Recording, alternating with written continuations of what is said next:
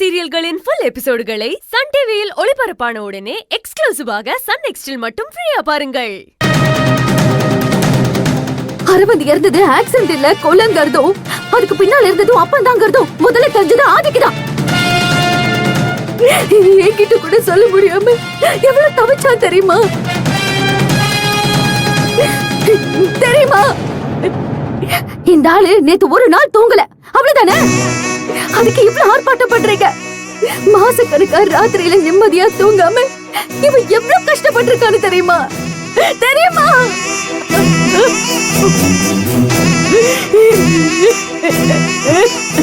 பவி, நீ விடு, ரிலாக்ஸா இரு, அப்புறம் பாத்துக்கலாம்.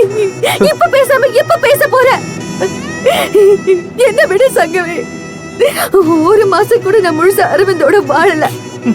ஆனா இவன் அரவிந்த் தான் உலகம்னு நினைச்சிட்டு இருந்தா.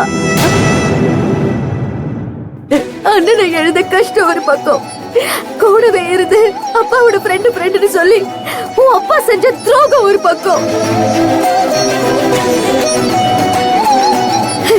ஆதியால யார்கிட்டயும் சொல்லவும் முடியல, சத்தமா அழக்கூட இவனால முடியல. எவ்வளவு கஷ்டப்பட்டு பாருங்க, யோசிச்சு பாரு.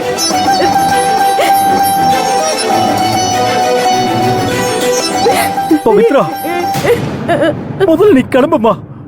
யாரோ ஒருத்தி சொன்னானு என் நண்பனை சந்தேகப்பட்டு பேசுற பாரு, அத பாத்துக்கிட்டு நான் சும்மா இருக்க மாட்டேன். நீ கிளம்பு.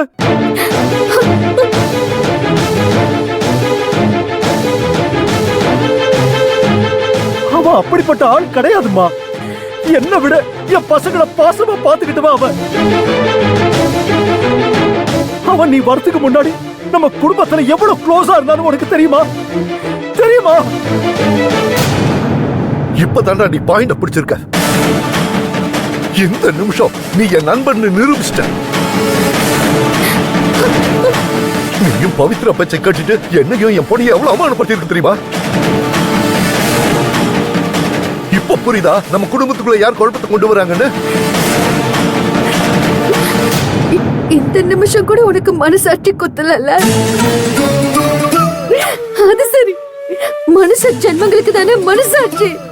உனக்கெல்லாம் எங்க மனசாட்சி? பவி, enough. This is your limit. மாமாவை பாரு சங்கவே, அவர் முகத்தை பாரு. ஐயா, தப்பே செய்யாத உத்தமரே, நீங்களும் பாருங்க, அவர் முகத்தை பாருங்க. அவர் நண்பனை நான் திட்டுறேனா அதை தாங்கிக்க முடியாம குழந்தை மாதிரி அழறாரு. பாருங்க, பாருங்க. இந்த மனுஷனுக்கு துரோகம் பண்ணிட்டு ஒரு துளி கூட குற்ற உணர்ச்சி இல்லாம கூடவே சுத்திட்டு இருக்கியே, எப்படியா? எப்படி?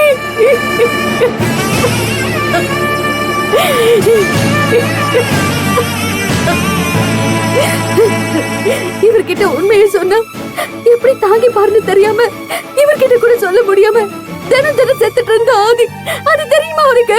நீ பெரிய ஆளு பவி, இப்போ நீதான் இவரை அழ வைக்கிற. ஆனா எவ்வளவு சாமர்த்தியமா எங்க அப்பதான் காரணம்னு சொல்றல்ல. நீ என்ன வேணாலும் பேசு சங்கவி, எனக்கு அது பிரச்சனையே இல்ல. ஒரு நாள் காலம் உங்க வீட்டு வாசப்படியில நின்னு நீ கொலைகாரனோட போனன்னு சொல்லும். அப்ப வரைக்கும் நீ உன் அப்பனுக்கு சப்போர்ட் பண்ண.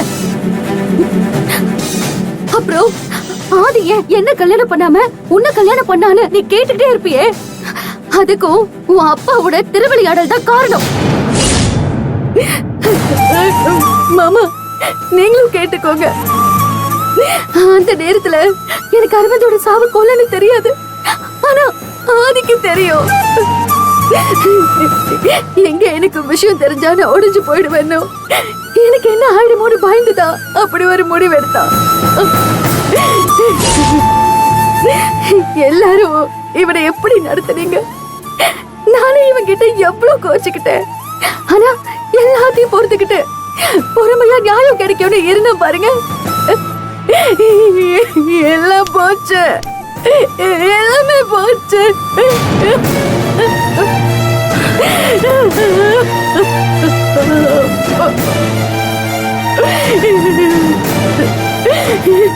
நீ இந்த ஊரை ஏமாத்தலாம், உலகத்தை ஏமாத்தலாம், ஆனா கடவுளை ஏமாத்த முடியாது. நீ நல்லா இருப்பேன்னு நினைக்கிறியா? நீ நல்லா இருப்பியாயா? நல்லா இருப்பியா? சங்கவி நம்ம போலாமா? அவ சொல்றதெல்லாம் அவளுக்கு தான் நடக்கும். நம்ம போலாம். போலாம்ப்பா. ஒரு நிமிஷம், ஃபார்மாலிட்டிஸ்ல சைன் பண்ணிட்டு போங்க.